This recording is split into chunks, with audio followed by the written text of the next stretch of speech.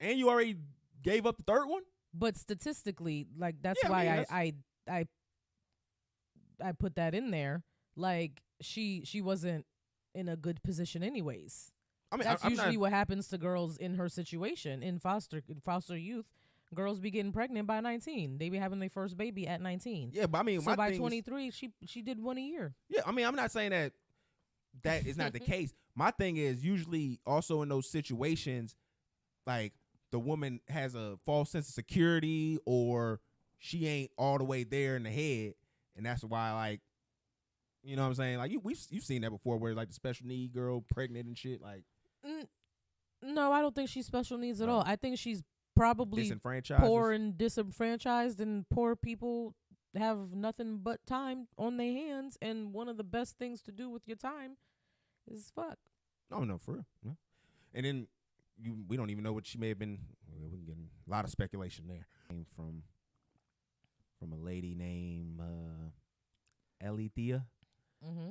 And I just thought this shit was hilarious. So this lady did something I didn't even know they was even doing anymore. She got excommunicated from her church.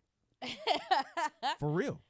No lie. Yeah, I didn't know they did that still. Like that shit was like old school. Like, used to be when you got the scarlet letter, they would kick you out the church. But like she over here, let me just read this. Okay. So she gets a letter in the mail from the church along with the check that she paid, I guess, for some counseling that her and her husband were getting. Mm-hmm. And they gave her 3 reasons why they were removing her from the church. So I'm going to read them to you and just to give you let you know what's going on. So you initiated the separation in your marriage to Josh without good cause, stating that you wanted to begin a relationship with another man.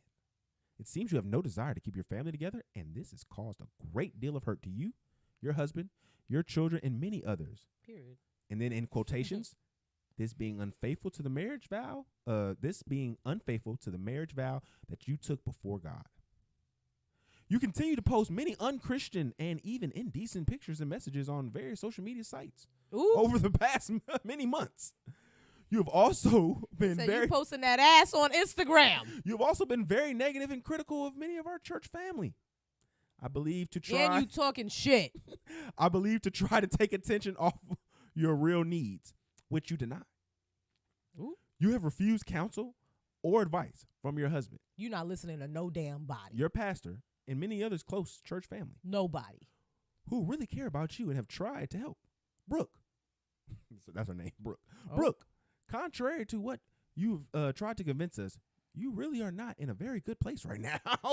Girl, we know you faking. We know you ain't got no money. Oh, shit. When the church reads you like that and they give you back your tithe, that's crazy. Yeah, because the church don't give money back.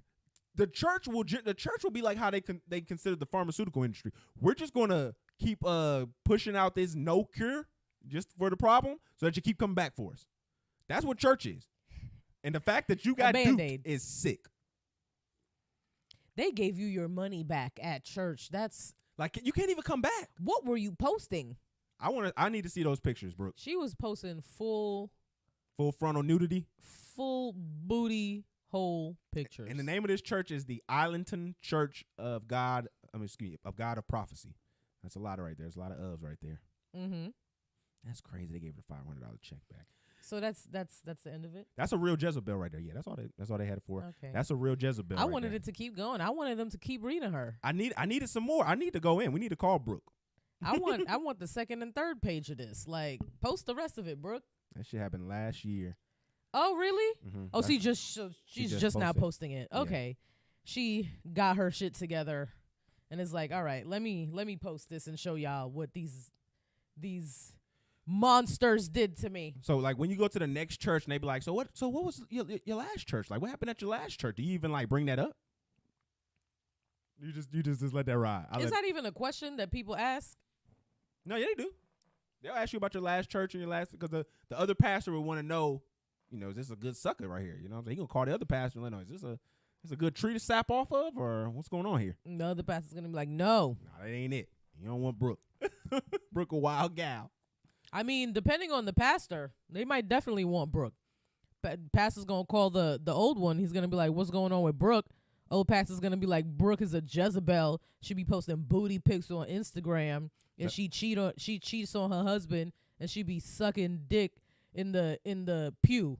And then the new pastor gonna be like, have you ever been swallowed up? Have you ever been swallowed up? Swallowed. New pastor's gonna be like, oh, that's crazy. What is the Instagram that she be posting said salacious, sinful pictures on? I need to put the hands of the Lords on her. Let me pray for her. I need to put several hands around